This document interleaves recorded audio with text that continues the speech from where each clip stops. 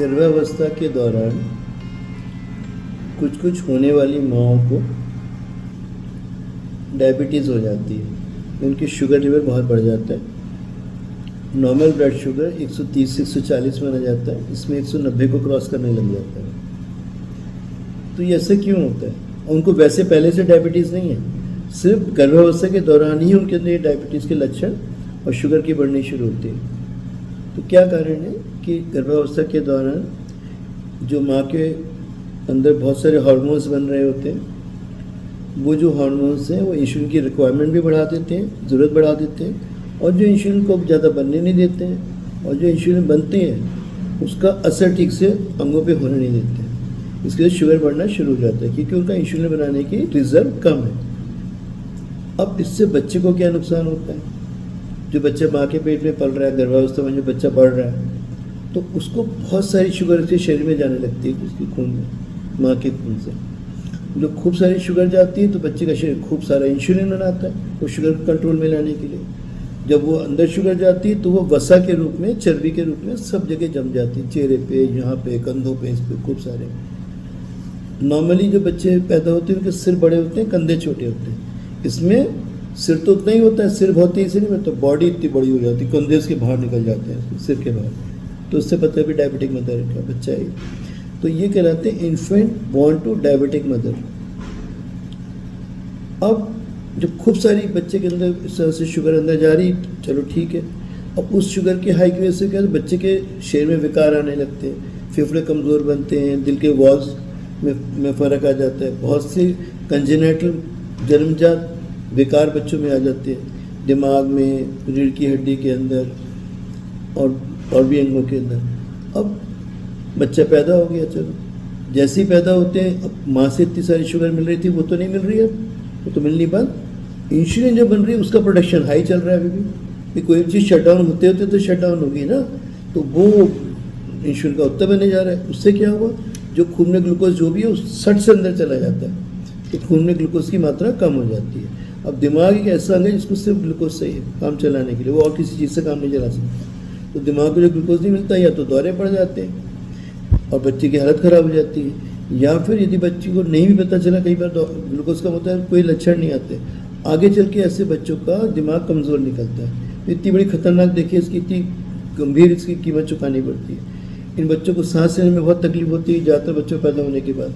बड़े बच्चे होते हैं डिलीवरी में प्रॉब्लम होती है, तो कई बार इनको अंदर जो है वो सब डालना पड़ता है, इसके अंदर हम लोग को वेंटिलेटर देना पड़ता है, CPAP देनी पड़ती है, दवाएं डालनी पड़ती है, फेफड़ों को मजबूत करने के लिए सर्फेक्टेड आते हैं वो डालने पड़ते हैं बच्चों को। इन्फेक्शन बहुत जल्दी होते हैं बच्चों में, और जॉन्डिस बहुत जल्दी बढ़ती है बच्चों को। जो पीलिया, नवजात शिशु पीलिया बहुत बड़ा तेज़ी से बच्चे में बढ़ जाता है, और आगे चल के बच्चे या तो खूब मोटापे के शिकार हो जाते हैं, होते हैं, या फिर आगे चल के उनके अंदर खुद भी डायबिटीज़ होने की संभावना बढ़ जाती है जब वो खुद बड़े हो जाते हैं। तो ये सब की वजह से जो बच्चे infant born to diabetic mother, वो सबसे एक खतरनाक किस्म के पेशेंट जो पैदा होते हैं। इसलिए क्या करना चाहिए, एक तो यदि मम्मी जो माँ है, होने वाली माँ, उनको गर्भावस्था के दौरान ड्यूरिंग प्रेगनेंसी डॉक्टर को रेगुलर चेकअप कराना चाहिए, अपने ग्लूकोज वगैरह चेक करते रहना चाहिए। यदि ग्लूकोज बढ़ रहा है तो उसका ट्रीटमेंट लेना चाहिए। कभी कभी इंसुलिन लेने की जरूरत भी पड़ती है, पर घबराए नहीं, टेम्प्रेरी होता है। जैसे बच्चा बाहर आ जाता है, धीरे धीरे करके माँ की शुगर वगैरह सब ठीक होने लग जाती है, तो उसी दौरान होता है। पर हाँ, ये बात सच है, ऐसी माओ को, क्योंकि बताया कि इसमें रेजिस्टेंस कम है ना इंसुलिन बनाने का, उनमें वो कम है मादा, तो आगे जाके 50% ऐसी महिलाओं को लाइफ में डायबिटीज़ बनती है। तो उनको खान पान का ध्यान रखना उसी समय से शुरू कर देना चाहिए, ठीक। और डॉक्टर की सलाह से इंसुलिन का कंट्रोल लेना चाहिए बहुत अच्छा।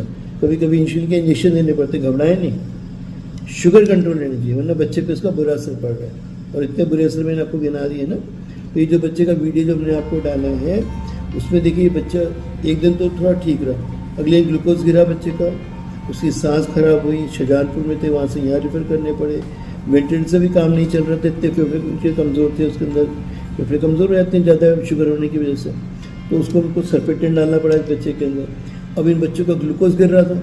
अब नॉर्मल जो हमारी नस होती है, ये जो नस होती है, इसमें आप 10% 12% ग्लूकोज दे सकते हैं। इसके ऊपर की ग्लूकोज देंगे तो नसें जम जाती हैं, बहुत ज़्यादा कंसनट्रेट हो जाता है ना। अब इन बच्चों को क्या पता, इस बच्चे को 50% ऑक्सीजन चाहिए। 5 किलो का बच्चा था जब पैदा हुआ, तो सोचिए आप, और उसको शुगर 50% चाहिए, तो 50% शुगर यहाँ से कैसे डाल सकते हैं? तो यहाँ पे नाभि के ऊपर अम्बिलिकल कॉर्ड डालेगी, इसके अंदर उसके अम्बिलिकल कॉर्ड के थ्रू एक अम्बिलिकल वेन डालेगी, उससे 50% डेक्सट्रोज देकर इसका जैसे मेंटेन किया गया।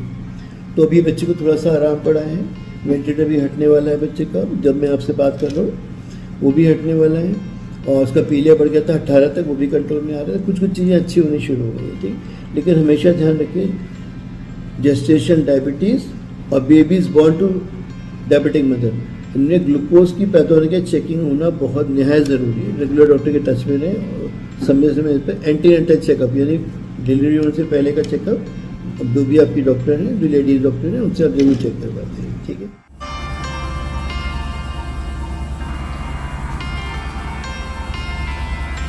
बच्चे फिलहाल सी पैप पे है, अच्छा हो रहा है, अभी ऑक्सीजन पे आ गया है, अभी वेंटिलेटर हट गया है इनका, मस्त है, आराम से। देखिए सांस भी अच्छी हो गई इनकी, अब